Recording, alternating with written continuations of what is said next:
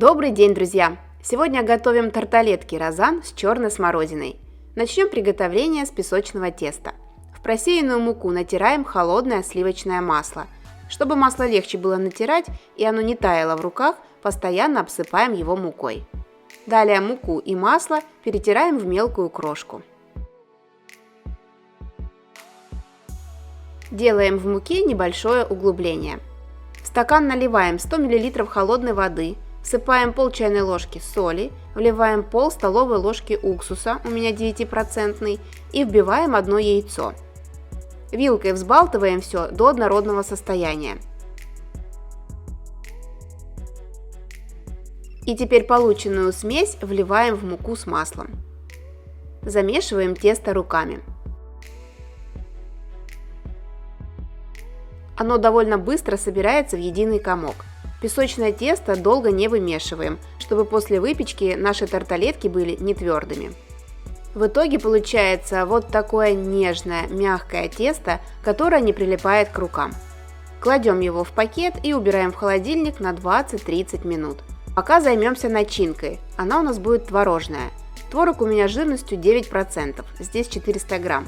Добавляем к нему ванилин, 4 столовые ложки сахара, 2 столовые ложки кукурузного крахмала, можно взять и картофельный, вбиваем одно яйцо и ложкой перетираем до однородности. А если хочется добиться кремовой консистенции без крупинок, то дополнительно творог еще перетираем через сито. Теперь добавляем любые ягоды. Я сегодня кладу черную смородину. Аккуратно перемешиваем творог с ягодами и все, начинка готова.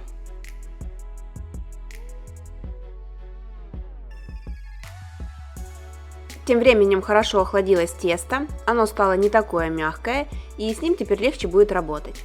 Кладем его на присыпанный мукой стол. Приплющиваем слегка и разрезаем на две части.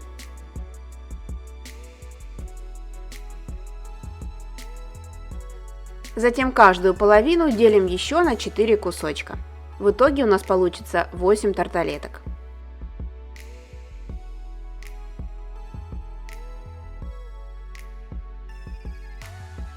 Тарталетки можно сделать и без специальных форм. Берем один кусочек теста, формируем его в шарик.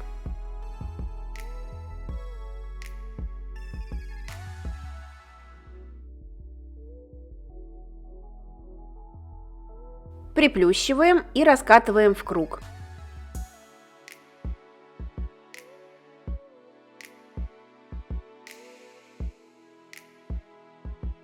В среднем диаметр каждого круга получается 10 см. Не раскатывайте сильно тонко. Толщина должна быть около 5 мм. Теперь защипываем тесто по окружности в 6 местах, и у нас получается красивая корзиночка. То же самое проделываем и с остальным тестом. После формовки всех тарталеток я рекомендую поставить противень с ними в холодильник минут на 10. Так они лучше будут держать свою форму во время выпечки. Заготовки кладем на противень, застеленный бумагой для выпечки. Дно каждой тарталетки прокалываем вилкой. А бока смазываем смесью желтка и молока. На один желток берем 1 столовую ложку молока.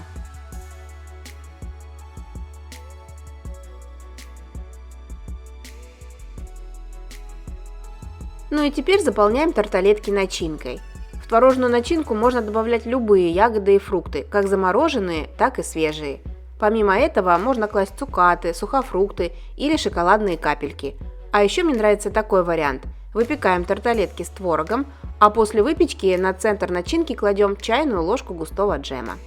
Все, выпекаем тарталетки 20 минут в заранее разогретой духовке при температуре 200 градусов.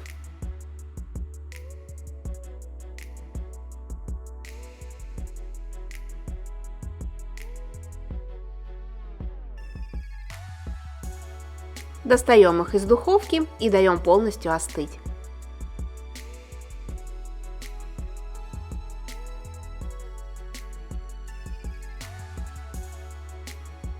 По желанию сверху еще можно присыпать сахарной пудрой. Такая выпечка точно понравится всей семье. Просто и оригинально. Начинка получается не сухая.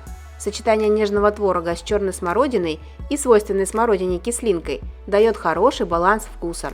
Ну а почитать рецепт и посмотреть пошаговые фото можно на моем канале Яндекс.Дзен.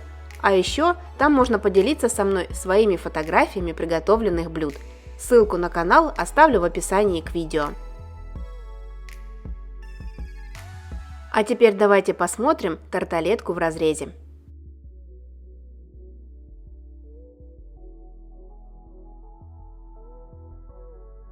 Мягкое песочное тесто, нежнейший творог и сочная ягода. Что может быть лучше? Готовьте и радуйте близких как можно чаще. С любовью, Евгения и кулинарный канал «Это просто».